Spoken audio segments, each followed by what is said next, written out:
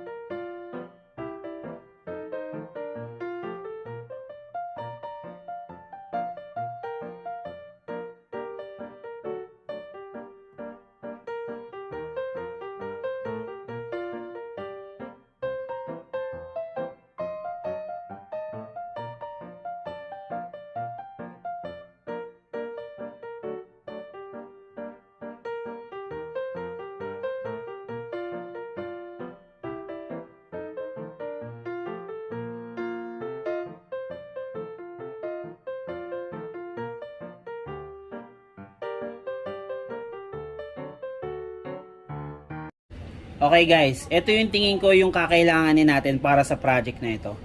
Una is sandpaper or liha. So meron siyang different grit. So kumuha ako ng 100, 400 at saka 1,000. So ano ba yung dahilan kung bakit natin kailangan lihain muna yung mga gantong surfaces bago i-apply yung mga pintura? Una sa lahat is para sa mga scratches, para mapantay natin siya. Pag nag-a-apply kasi ng pintura or tong mga spray paint, maganda siyang i-apply sa mga rougher surfaces. Kasi pagka sa glossy or mga makikinis na surfaces yung pinag-applyan mo, kumbaga rekta, hindi mo na niliha, ang tendency niya, mabilis siyang matuklap. So, mas didikit yung pintura o yung mga spray paint na ganito sa mga rougher surface para kumapit talaga siya, hindi siya matuklap agad. So, bali ito yung base paint natin, white or flat white.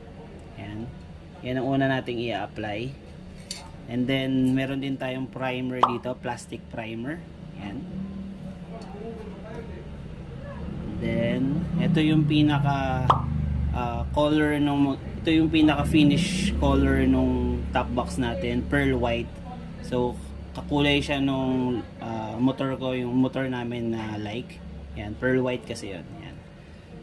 And then lastly itong flat clear. Okay, so mag-start na tayo.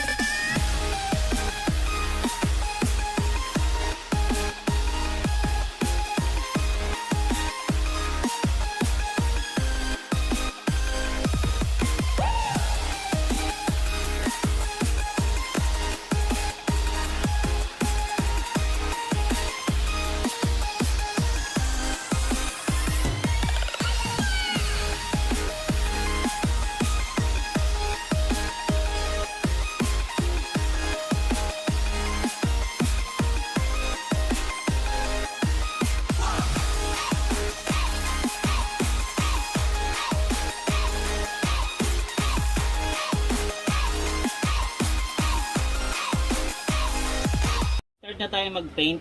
So, unang tip muna, make sure na nasa ventilated area kayo. Kasi mahirap na yung makulog kayo kasi baka ma-suffocate kayo. Punasan muna natin siya. So, make sure natin na walang mga alikabok. Kasi pagka in-apply nyo yung paint doon, so ang tendency niya, pagka natanggal yung alikabok, parang magkakaroon siya ng tuklap. So, make sure na makinis siya, walang alikabok. So, another tip, ibabad nyo yung paint nyo sa maligamgam na tubig. Hindi mainit ha, maligamgam na tubig. Para yung buga ng paint niya is maganda. Kasi pagka malamig kasi, parang magiging sabog siya. Pangit yung pintura. Ang unang gagamitin natin is white. Bale, ito yung pinaka base paint natin. Bakit white? Kasi pagka black ang in-apply mo dyan, or may dark colors, hindi siya, yung pinaka huling color mo, hindi siya lalabas. Parang hindi matingkad. Parang magiging dark na white siya. So, mas maganda kung ang base niya is white.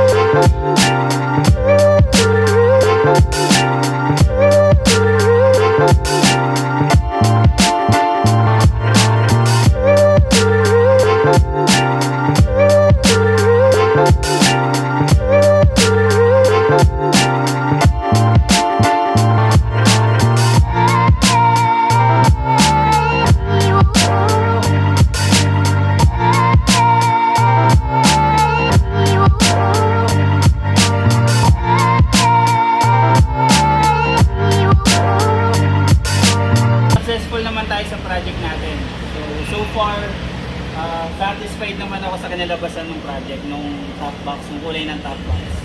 So kung meron kayong suggestions, yung mga dapat ko pang gawin sa susunod, or yung mga nanonood dyan na alam nila na may mali akong ginawa, don't hesitate na mag-comment kayo down below. Kasi gusto ko yun para sa susunod, alam ko na yung gagawin ko. Sa mga viewers din, don't forget to subscribe tsaka like yung video na to. So hopefully makagawa pa tayo ng mga katulad na ganitong video. So don't forget to like, comment, share, and subscribe. Salamat! Paalam!